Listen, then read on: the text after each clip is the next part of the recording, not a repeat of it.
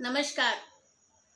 शनिधाम परिवार के देश भर के जुड़े हुए सभी भाई बहनों को सादर नमस्कार करती हूँ।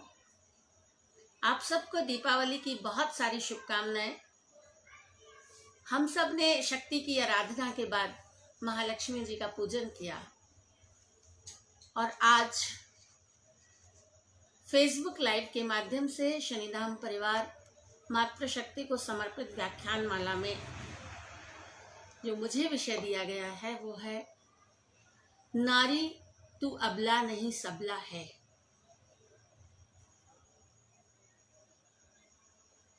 एक ऐसा विषय जो सीधे देश की आबादी के साथ जुड़ा हुआ है और आज मुझे जिस विषय पर चर्चा करने के लिए कहा जा रहा है मैं उसे थोड़ा सा इतर देखती हूं। मुझे लगता है कि ईश्वर को जन्म लेने के लिए जिसकी कोख का अवलंबन लेना होता है वह अबला कैसे हो सकती है। आदिशक्ति जब सृष्टि की रचना कर रही थी तो सृष्टि की रचना करने वाली शक्ति अबला कैसे हो सकती है। भरत जो सिंह के दांत गिनता है उसकी मां शकुंतला अबला कैसे हो सकती है।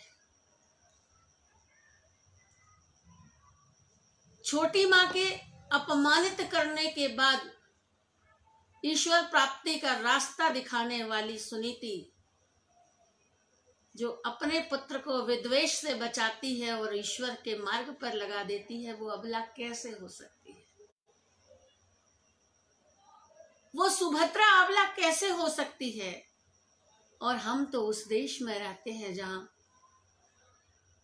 खूब लड़ी मर्दानी वह तो झांसी वाली रानी थी जैसे तराने गाए जाते हैं। और ये गाए इसलिए जाते हैं कि 23 वर्ष की उस युवा बहन ने चरितार्थ किया था। झांसी की रानी लक्ष्मीबाई 23 वर्ष की उम्र में जब उनके साथ काल ने मजाक किया, पति की मृत्यु हो गई, गोद में नन्हा शिशु है, झांसी पुकार रही है, ममता आवाज लगा रही है, तो ना अपने कर्तव्य को छोड़ा और ना अपनी ममता को। कर्तव्य को हाथ में, ममता को पीठ पे लेकर घोड़े की बांग दांत में दबाकर 1200 फिरंगियों के नरमुंडों से भारत माता का अभिषेक अगर किसी ने किया था तो उन्हें हम झांसी की रानी कहते हैं। और उनके लिए हम कहते हैं बुंदेले हर बोलो के मुंह हमने सुनी कहानी थी, खूब लड़ी मर्दानी वह तो झांसी वाली रानी थी। और उस देश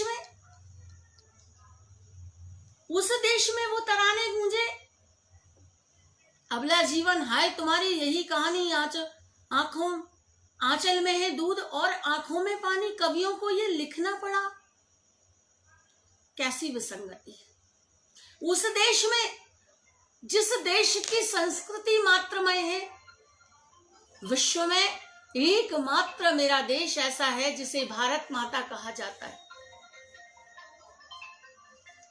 Australia, America, Europe, Japan, Russia, England, Pakistan, Bangladesh, किसी देश की धरती को मां नहीं कहा जाता, लेकिन भारत में हम भारत माता कहते हैं। और केवल कहते ही नहीं हैं तो जीवन में चरितार्थ भी करते हैं। हमारे ऋग्वेद कहते हैं माता भूमि पुत्रो अहम पृथिव्या, ये धरती मेरी माँ है और मैं इसका बेटा हूँ, मैं इसकी बेटी हूँ। समुद्र वसने देवी पर्वत स्तन मंडले विष्णु पत्नी नमस्तुभ्यम पाद स्पर्शम क्षमस्व में। इस धरती माता पर पैर रखने के पूर्व हम प्रणाम करते हैं। ऐसा सुंदर मातृत्व भाव भला मेरा देश है। और हमने ना केवल धरती को मां कहा, ना केवल भूमि को मां कहा, हमने तो जल से जीवन देने वाली कोई नदी नहीं हो सकती, उसमें भी नर्मदा जी, गंगा मैया, रेवा मैया, यमुना मैया के दर्शन किए। और मेरी माँ के आंचल में जब दूध सूख गया तो जिस माँ ने दूध पिलाया वो पशु कैसे हो सकती है। तो हमने गौ माता के दर्शन किए। बात शब्दों की आई तो हमने गायत्री माँ के दर्शन किए, बात ग्रंथों की आई तो हमने गीता माँ के दर्शन किए। वो प्रकृति जो हमें जीवन देती है उसमें हमने तुलसी माँ को देखा। ये वो संस्कृति है जिस संस्कृति में यत्र नार्यस्तु पूज्यन्ते रमन्ते तत्र देवता जैसे वे वाक्य, जैसे मंत्र गूंजते हों, उस देश में अबला, उस देश की मात्र शक्ति अबला, यह विरोधाभासी शब्द लगता है, लेकिन एक काल की ये सच्चाई भी है। रण के मैदान में रथ के धुरे में उंगली लगाकर अपने पति को विजय दिलाने वाली कैकेयी हो, या अपनी संतान के लिए घोषणा करने वाली मदालसा हो कि मेरी अगली संतान राजा होगी, क्योंकि 5 पुत्र योगी हो चुके थे। पति चिंतित है मेरे राज्य का क्या होगा। मदालसा ने कहा स्वामी आप चिंता मत करिए, क्योंकि मैंने तो अपने 5 बच्चों को जब लोरी सुनाई थी तो मंत्र सुनाए थे, शुद्धोषि बुद्धोषि निरंजनोषि संसार माया परिवर्जितोषि, तो वे संसार में कैसे रह सकते। आप चाहते हैं ना आपका अगला बेटा राजा हो, तो आपका अगला बेटा राजा होगा। इतनी बड़ी घोषणा भारत की मात्र शक्ति के अलावा विश्व में कोई और नहीं कर सकती। लेकिन उसी देश में अवला जैसे शब्दों का जन्म हुआ। मध्यकाल की वो परिस्थितियां जब मुगलों का आक्रमण भारत में हुआ और जब वे आए तो अपनी पत्नियां साथ में नहीं लाए थे, इसलिए इस देश की बहन बेटियों पर ही उनकी गंदी नजर पड़ी, सुंदरता अभिशाप बन गई। और ऐसे समय तात्कालीन परिस्थितियों में अलग अलग तरह के निर्णय समाज में लेने पड़े, क्योंकि बेटी जैसे ही बड़ी होगी फिर उठा ली जाएगी, उसके साथ दुर्व्यवहार होगा, तो फिर उसका बचपन में ही बाल विवाह कर दिया जाए, गर्भ में ही सगाई कर दी जाए। ऐसी तक परंपराओं की शुरुआत हुई। किसी बहन का किसी बेटी के पति की मृत्यु हो जाए तो उसका मुंडन कर दिया जाए ताकि वो सुंदरी ना दिखे। चूंकि पति की मृत्यु हो चुकी है और ऐसी स्थिति में उसका जीना दूभर है, तो उसने भी अपने जीवन को समाप्त करने का निर्णय किया। लेकिन कालांतर में तात्कालीन लिए गए निर्णय परंपराओं में बदल गए और वे परंपराएं समाज के लिए अभिशाप बन गई, समाज के लिए रूढ़ी बन गई। और इसलिए जो युद्ध के मैदान में शत्रु को ललकारती थी, जो शास्त्रार्थ के मैदान में भारतीय बनकर शंकराचार्य और मंडन मिश्र के बीच में निर्णय करती थी, वो पर्दों में छुपा दी गई, बेड़ियों में जकड़ दी गई, महलों के अंदर बंद कर दी गई। और यहाँ से शुरू हुई नारी की वो कहानी जहाँ वो अपने शौर्य को विस्मृत कर गई, जहाँ वो अपने बल को स्मृत कर गई, जहाँ वो अपने आत्मविश्वास को उसने खो दिया। तब कवियों को भी लिखना पड़ा, अवला जीवन हाय तुम्हारी यही कहानी, आंचल में है दूध और आंखों में पानी, हर समस्या का समाधान आंसू बन गए। लेकिन ये भारत की परिणति नहीं थी। और इसलिए समय के साथ समाज सुधारक आए, राजा राम मोहन राय, दयानंद सरस्वती जैसे महापुरुषों ने आकर के नेतृत्व संभाला और इस देश की बहन बेटियों को बचाया। आज भी हम देखते हैं कि बाल विवाह की घटनाएं बहुत कम जरूर हुई हैं, लेकिन फिर भी हैं, फिर भी कहीं ना कहीं होती हैं। ऐसी सारी जो परिस्थितियां हैं, उन परिस्थितियों से निकलने का उपाय। समाज सुधारक खोजेंगे, समाज के अन्य लोग खोजेंगे, कोई प्रशासन खोजेगा, कोई सरकार खोजेगी, यह एक पक्ष है। लेकिन मुझे लगता है कि इसे खोजने के लिए हमें स्वयं आगे आना पड़ेगा। बदलाव की बयार के साक्षी हमको स्वयं बनना पड़ेगा।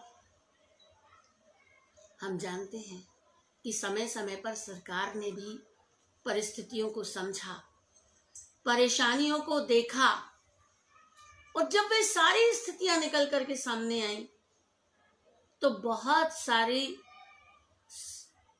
चीजें, अनेक चीजों के बदलाव करने के लिए योजनाओं के रूप में बदले। अब देखिए, बेटी का जन्म अभिशाप था। मैं आज से 15-20 वर्ष पहले की बात करूं तो मेल फीमेल सेक्स रेशो की जो दुर्गति थी, जो स्थिति थी, 1000 वर्सेस 820, 810, 799, यह परिस्थिति थी। हरियाणा में बेटियों की संख्या पर बहुत बड़ा प्रश्न चिन्ह लग गया था। मेरे मध्य प्रदेश के भिंड जिले के एक गांव में लोगों ने बताया कि 20 वर्ष से बारात नहीं आई इस गांव में। तो क्या बेटी पैदा नहीं हुई थी?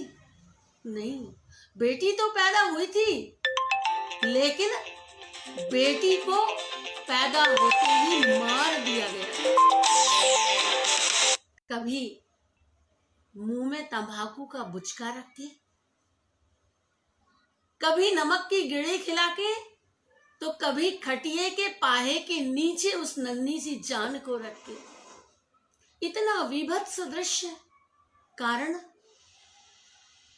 विवाह में लगने वाला इतना पैसा कहां से लाएंगे, कैसे दहेज देंगे, और नहीं दे पाया तो मेरा सम्मान घट जाएगा, मेरी पगड़ी की आन बान शान दांव पे लग जाएगी। इसलिए बेटी पैदा ही ना हो, और पैदा हो तो उसे मार दिया जाए। इन परिस्थितियों को भी आपने और हमने बहुत निकट से देखा है। मैं धन्यवाद देना चाहती हूँ मध्य प्रदेश की मुख्यमंत्री माननीय शिवराज सिंह जी चौहान को, जिन्होंने इस बात को बहुत गंभीरता से समझा, बहुत गहनता से, बहुत निकटता से देखा, और उन्होंने बेटी बचाओ, बेटी को वरदान बनाने के लिए लाडली लक्ष्मी जैसी योजनाएं चालू की, कि बेटी के जन्म लेने के साथ ही उस गरीब माता पिता का दर्द खत्म हो जाए, उसकी चिंता खत्म हो जाए। तो उस बेटी के नाम से 30,000 रुपए के बचत पत्र दिए गए। वो बेटी जब 18 साल की होगी तो 1,18,000 रुपए की राशि उसके हाथ में होगी। वो आगे की पढ़ाई करे, और अगर माता पिता ना चाहें, परिवार ना चाहे, तो उससे विवाह भी कर सके। उसकी पढ़ाई की व्यवस्था की गई, उसके स्कॉलरशिप की व्यवस्था की गई, उसके गणवेश की व्यवस्था की गई। लेकिन मुझे लगता है कि ये जो चीजें थी, मध्य प्रदेश एक समय उदाहरण बना, और अन्य प्रदेशों ने हमारे प्रदेश से लाडली लक्ष्मी योजना को एडॉप्ट भी किया। बाद में बहनों के लिए, बेटियों के लिए कन्यादान जैसी योजनाएं बनी। सरकार ने बहुत सारी योजनाएं बनाई। कहा जाता है ना, जब बड़े मुंह से कोई बात कही जाती है तो उसका प्रभाव होता है। मैं आपको स्मरण दिलाना चाहती हूं, हमारे यशस्वी प्रधानमंत्री माननीय नरेंद्र मोदी जी का लाल किले की प्राचीर से देश को संबोधित करते समय माता पिता को कहा गया वो वाक्य कि आप बेटी से पूछताछ करते हो ना अगर वो कहीं जाती है तो। लेकिन मैं कहना चाहता हूं कि बेटों से भी पूछताछ करिए, और आप देखिए कि इस बात का कितना गहरा प्रभाव भारतीय जनमानस पे पड़ा। कि बेटों को भी जिम्मेदार बनाइए, बेटों की भी अकाउंटेबिलिटी कीजिए। एक समय हमने बेटे और बेटी के अंतर को भी देखा था। बहुत बार होता था, ताजी रोटी बेटे को मिलेगी तो बासी रोटी बेटे को मिलेगी, लेकिन वो समय भी बदल गया। आज बेटी के लिए खुला आसमान है, खुली हवा में वो सांस ले सकती है, आगे बढ़ने के लिए सारे रास्ते खुले हुए हैं। इसमें बहुत बड़ी भूमिका समाज की है तो वहीं सरकारों की भी है। मुझे याद है माननीय प्रधानमंत्री जी ने जब कहा कि बेटी बचाओ ही नहीं, बेटी पढ़ाओ भी इसके आगे होना है, और उन्होंने एक नई योजना शुरू की, बेटी बचाओ बेटी पढ़ाओ। क्योंकि बेटी तो एक घर की नहीं होती, बेटी दो घर का मान होती है, अपने माता पिता का भी और अपने ससुराल पक्ष का भी। और जब बेटी शिक्षित होगी तो समाज शिक्षित होगा। इस भाव को लेकर के जब यह बात शुरू की गई तो उसके परिणाम आज हमको दिखते हैं। सरकारों की संवेदनशीलता जब सामने आती है तो उसका परिणाम आता है। आज हम देखते हैं कि भारत की वित्त मंत्री जब कोई महिला है तो भारत की मातृशक्ति का गर्व से सिर उठ जाता है। आज हम जब देखते हैं कि भारत की स्त्री ने, भारत की नारी ने, भारत की बेटी ने अगर आसमान को छुआ है तो एवरेस्ट की चोटी भी उससे अछूती नहीं रही। काशी की बेटी अगर फाइटर प्लेन चलाती है तो संत बनने वाली वो बेटी जिसने अपना सारा जीवन ईश्वर की प्राप्ति के लिए दिया था, लेकिन समाज की पुकार हुई तो साध्वी ऋतंभरा जी, दीदी माँ जैसी बेटियां निकल पड़ती हैं। उन सारे बच्चों को अपने आंचल में समेटने के लिए जिसे समाज ने किसी न किसी कारण से छोड़ दिया था, वो अबोध जिन्हें अपने अपराध भी पता नहीं थे कि किस अपराध के कारण माता पिता ने छोड़ दिया, वे नन्हे मुन्ने किसी कूड़े के ढेर पर थे। उन सारे बच्चों को अपने आंचल में समेटकर उन्हें पालने का, उन्हें आगे बढ़ाने का, उन्हें अच्छा जीवन देने का संकल्प जब इस देश का संत समाज करता है तो इस देश के बाकी लोगों को दिशा मिलती है।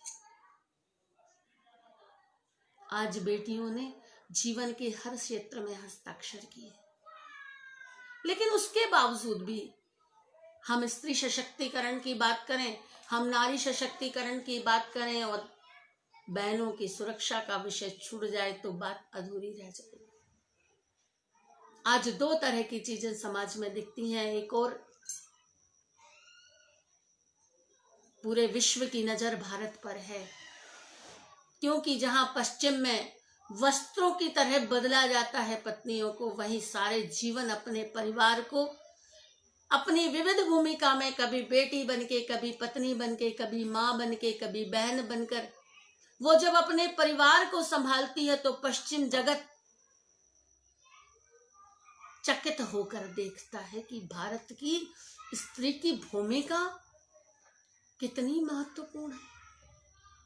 वो परिवार की धुरी बनती है तो परिवार को बचाती है, और किसी संस्थान की धुरी बनती है तो उस संस्थान में भी चार चांद लगाती है।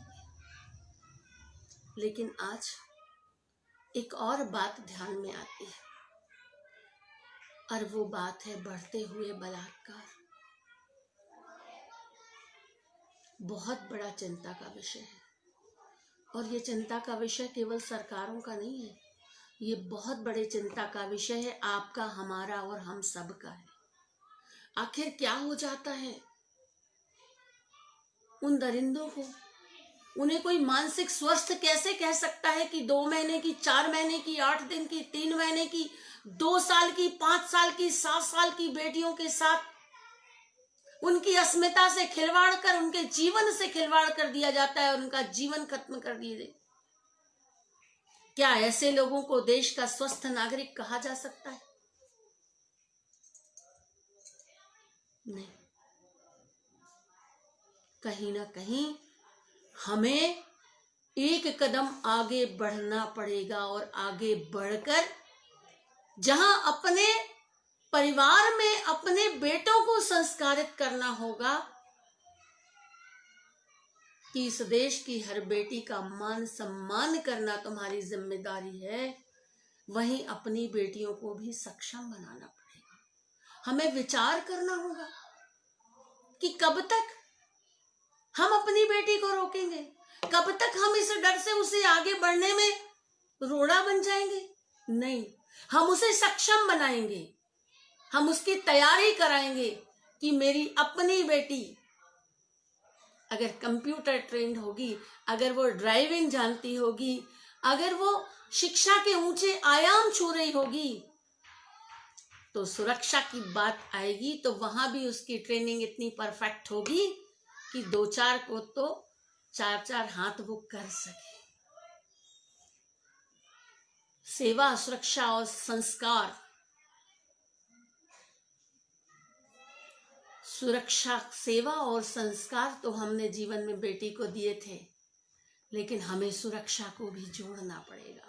सुरक्षा के उन प्रशिक्षणों को भी जोड़ना पड़ेगा कि माँ जब अपनी बेटी के लिए एक खाका बनाए, एक फ्रेम बनाए कि मैं अपनी बेटी को कैसे देखना चाहती हूँ, तो उसमें एक गुण वह भी हो कि मेरी बेटी न केवल अपनी सुरक्षा कर सके, बल्कि वो जहां रहे वहां के आसपास की बेटियां भी निश्चिंत हो जाएं कि वहां तुम्हारी बेटी, और उसके लिए उसे भी हमें सक्षम, उसे भी ट्रेनिंग देनी पड़ेगी, चाहे जूडो कराटे की ट्रेनिंग देनी पड़े, लाठी चलाने की ट्रेनिंग देनी पड़े, और आज तो राइफल का जमाना, सारे शस्त्रों से प्रशिक्षित करना पड़ेगा अपनी बिटिया को, ताकि वो समाज में कभी ऐसी जरूरत पड़ जाए, ऐसे दरिंदों से जब आमना सामना हो जाए तो उन्हें सबक सिखाए। वो आत्मविश्वास हमें अपनी बच्चियों के अंदर पैदा करना होगा कि तुम किसी से कम नहीं हो, और इस बात की शुरुआत हमें 4 साल और 5 साल की बेटी से करना।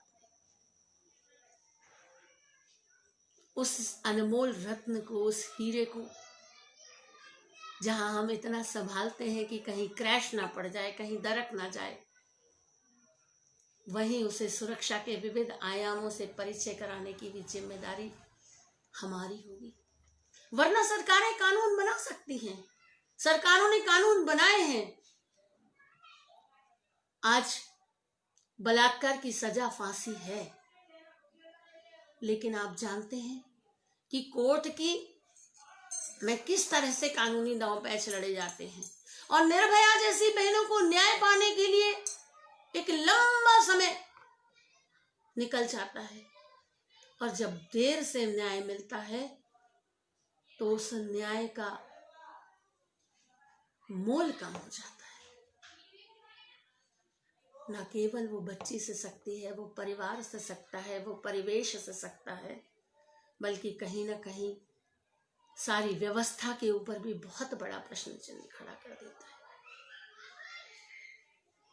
इसलिए हमें 2 दिशा की यात्रा करनी पड़ेगी। एक और अपनी बेटियों को सक्षम बनाना पड़ेगा, एक और उनमें आत्मविश्वास जगाना पड़ेगा, उनकी अंदर की वो प्रेरणा की आग के ऊपर जमी हुई राख को चेतना की फूंक लगाना पड़ेगा। वहीं दूसरी ओर हम अपने सामाजिक दायित्वों को निभाने के लिए भी हमें आगे बढ़ना पड़ेगा कि अगर किसी भी बेटी के साथ कोई गलत काम हो रहा है और हम कहीं देख रहे हैं तो वो कैसे रुक सकता है, क्या हम कोई कानूनी मदद कर सकते हैं, क्या हम किसी तरह से उसे बचा सकते हैं, और अगर नहीं बचा सकते तो कम से कम अपराधी का सामाजिक बहिष्कार तो कर सकते हैं। कोर्ट जब उसको सजा देगा तब देगा, लेकिन मेरा ये मानना है कि अगर किसी अपराधी का सामाजिक बहिष्कार कर दिया गया तो वो परिवार जीने लायक नहीं बचता।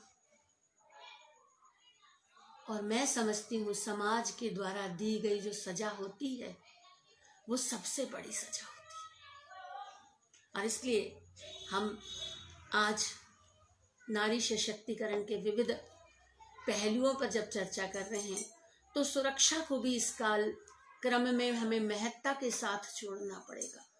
एक और बड़ी समस्या की ओर मैं आपका ध्यान दिलाना चाहती हूँ। इन दिनों आज कल एक शब्द बड़ा प्रचलन में है, लव जिहाद। योजना से, षड्यंत्र से फंसाकर, बहलाकर, फुसलाकर, ब्रेन वॉश करके किसी भी तरह से हिंदू बेटी को ले जाकर के मुस्लिम बनाना, और जब वो बेटी वहां से ले जाई जाती है फिर उसके साथ जिस तरह की दुर्गति होती है, जिस तरह की परिस्थितियां होती हैं, वो लव जिहाद है। हमारी वो बेटी समझ ही नहीं पाती। कभी कभी तो उसे लगता है ये प्यार है, और जब तक वो सच्चाई को समझ पाए तब तक बहुत देर हो चुकी होती है। इसलिए हमें इस दिशा में भी सतर्क रहने की आवश्यकता है कि हमारी बेटी, किसी के बेटियां, हमारे समाज की बेटियां ऐसे षड्यंत्रों के शिकार से होने से बचें, उन्हें हम बचाएं, उनकी हम काउंसलिंग करें, उनके साथ हम चर्चा करें। आज सरकारों ने भी एक कदम आगे बढ़ाया है। कुछ दिन पहले उत्तर प्रदेश की सरकार में इसमें कानून बनाने की बात कही। मध्य प्रदेश की सरकार भी इस दिशा में आगे बढ़ रही है। वो विधानसभा में विधेयक लेकर आने वाली है। लव जिहाद के अपराधी को 5 वर्ष का कठोरतम दंड। लेकिन मैं फिर कहती हूँ कि सरकार का काम सरकार करेंगी, लेकिन हमारा काम हमें करना है। और यदि हमने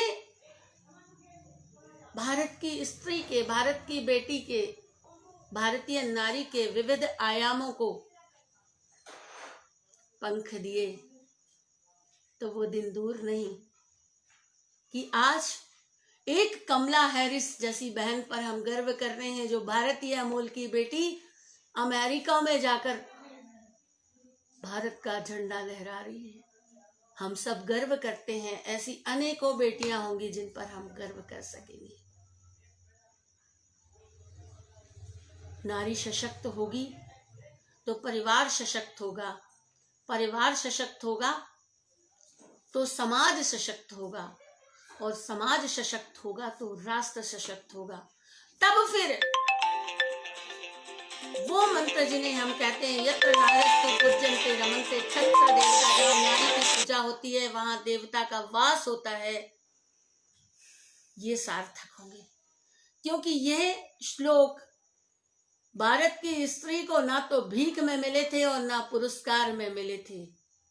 भारत की स्त्री ने अपने हस्ताक्षर किए थे जीवन के हर क्षेत्र में।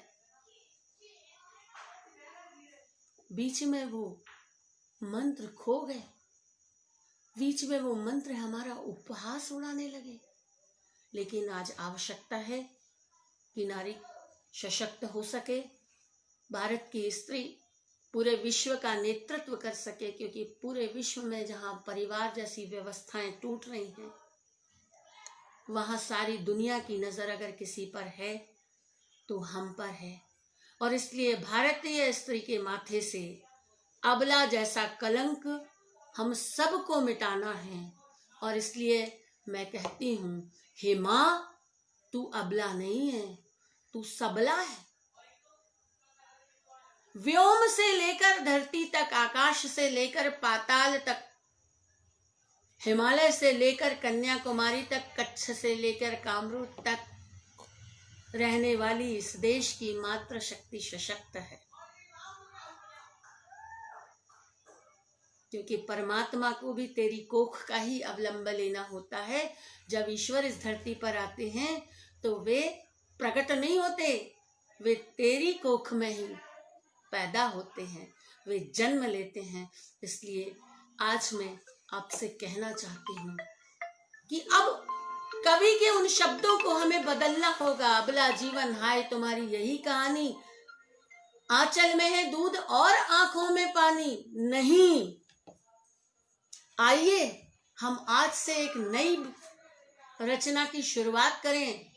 सबला बनकर उठो, सबला बनकर उठो, लिखो अब नई कहानी। या तो जीजा माता बनना या झांसी की रानी, क्योंकि तुम्हारी भूमिका पूरी दुनिया को बदल सकती है, पूरी दुनिया का नेतृत्व कर सकती है। और जिस दिन तुम ठान लोगी उस दिन न केवल भारत, सारी दुनिया तुम्हारी होगी। इसी के साथ भारत की मातृशक्ति को प्रणाम करती हूँ। हम तो सारे विश्व को अपना परिवार मानते हैं, कृण्वन्तो विश्वमार्यम। इसलिए देश की ही नहीं, पूरे विश्व की आधी आबादी के प्रति मैं अपनी शुभकामनाएं प्रेषित करती हूँ कि आप आगे बढ़िए, अपने आत्मविश्वास को जागृत करिए। आप जिस क्षेत्र में चाहें उस क्षेत्र में अपना परचम लहरा सकते हैं। वहीं मैं युवा बेटियों को कहना चाहती हूँ कि सारा जगत तुम्हारी राह देख रहा है। एक भारतीय बेटी होने का गर्व करिए, एक भारतीय बेटी होने का एहसास अपने अंदर जगाइए। और जैसे ही यह एहसास आपके अंदर जगेगा, सेवा और सुरक्षा अपने आप जन्म ले लेगी।